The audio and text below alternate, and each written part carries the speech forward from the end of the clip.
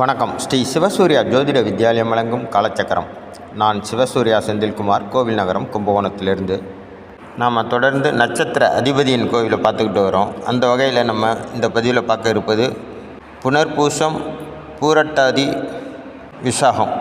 அதாவது குரு பகவானுடைய 3 நட்சத்திரமான முதல் நட்சத்திரமான புனர்பூசம், 2வது நட்சத்திரமான விசாகம், 3வது நட்சத்திரமான பூரட்டாதி, இந்த 3 நட்சத்திரத்திலையும் பிறந்தவர்களுக்கான பரிகார கோவில், இந்த நட்சத்திரத்தின் அதிபதி அப்படின்றத பார்ப்போம்.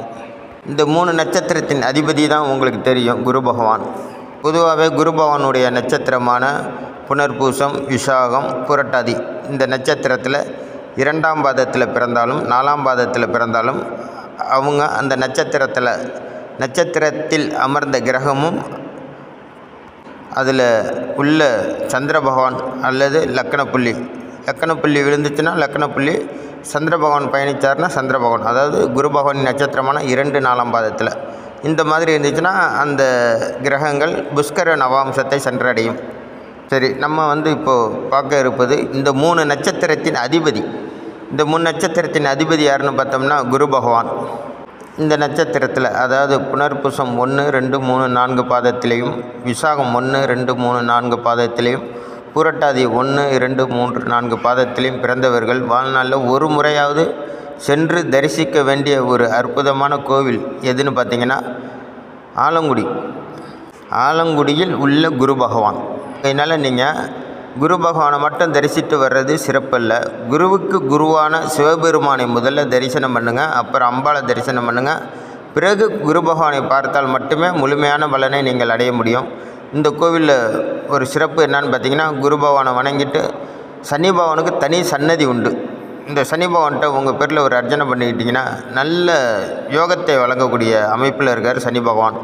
இந்த கோயிலுக்கு நீங்கள் நட்சத்திர பரிகாரத்துக்காக போனீங்க அப்படின்னா, நட்சத்திரம்னா அவரோட நட்சத்திரத்தில் பிறந்ததுனால உங்களுக்கு பல நன்மைகள் கிடைக்கும். ஆனால் சில தீமைகளை நீங்கள் சந்தித்து தான் ஆகணும். அந்த தீமையிலேருந்து நீங்கள் விடுபடணும் அப்படின்னா இந்த கோயிலுக்கு போயிட்டு வந்தால் சால சிறந்தது. ஏன்னா இந்த நட்சத்திரத்தின் அதிபதி அந்த கோயிலில் இருக்கார். அவரை போய் தரிசனம் பண்ணிட்டு அவருக்கு அதிபதியான சிவபெருமானையும் அம்பாளையும் தரிசனம் பண்ணிவிட்டு நீங்கள் வரும்போது கண்டிப்பாக அந்த நட்சத்திரத்தினால் ஏற்படக்கூடிய தோஷங்கள் உங்களை விட்டு விலகிடும். பொதுவாகவே குரு பகவான் அப்படின்னு பார்த்திங்கன்னா வியாழக்கிழமையில் போகிறது ரொம்ப சிறப்பு. ஜென்ரலாக ஞாயிற்றுக்கிழமை போகிறது அதை விட சிறப்பு. ஞாயிற்றுக்கிழமை அப்படின்னு பார்த்திங்கனாலே 10 to 12 குரு ஹோரை ஓடும். அந்த நேரத்தில் நீங்கள் இந்த கோயிலுக்கு போகிறது சாலச்சிறந்த யோக பலனை உங்களுக்கு வாரி வழங்கக்கூடிய அமைப்பில் இருப்பார் குரு பகவான். அதே போல் உங்கள் நட்சத்திரமும், அதாவது புனர்பூச நட்சத்திரத்தில் நீங்கள் பிறந்திருந்தால் புனர்பூச நட்சத்திரமும் வியாழக்கிழமையும் சேர்ந்து வந்தால் ரொம்ப சிறப்பு. விசாக நட்சத்திரமும் வியாழக்கிழமையும் சேர்ந்து வந்தால் அதை விட ரொம்ப சிறப்பு. பூரட்டாதி நட்சத்திரமும் வியாழக்கிழமையும் சேர்ந்து வந்தால் ரொம்ப ரொம்ப சிறப்பு. இந்த நாள்லலாம் நீங்கள் ஆலங்குடியில் போய் அங்கே உள்ள சிவபெருமானையும் அம்பாளையும் தரிசித்து விட்டு பிறகு குரு பகவானை மனதார வேண்டி வழிபாடு செய்யும்போது உங்களுடைய நட்சத்திர தோஷம் நிவர்த்தி ஆகிடும். ஏன்னா உங்களுக்கு நட்சத்திர அதிபதியாக அங்கே தான் இருக்கிறாரு. பொதுவாக குரு பகவான் கோவிலுக்கு போனீங்கன்னா குரு பகவானுக்கு ரொம்ப பிடிச்சது மஞ்சள் வஸ்திரம், கொண்டக்கடலை மாலை, முள்ளெரும்பு மாலை, இதெல்லாம் ரொம்ப பிடித்தது குரு பகவானுக்கு. அதே போல் கொண்டக்கடலையை சுண்டல் பண்ணி அங்கே உள்ள பக்தர்களுக்கு உங்கள் கையால் தொன்னையில் வச்சு கொடுத்தீங்கன்னா ரொம்ப சந்தோஷப்படுவார் குரு பகவான். ஜாதகத்தில் குரு எந்த அமைப்பில் இருந்தாலும் ஒரு முறை வாழ்நாளில் போயிட்டு வாங்க, கண்டிப்பாக நற்பலன்களை வாரி வழங்குவார். நீங்கள் இது வரைக்கும் நம்ம சேனலை சப்ஸ்கிரைப் பண்ணாமல் பார்த்தீங்கன்னா தயவுசெய்து சப்ஸ்கிரைப் பண்ணி பாருங்கள். பக்கத்தில் இருக்கிற பெல் பட்டனை தட்டி விட்டுக்கோங்க.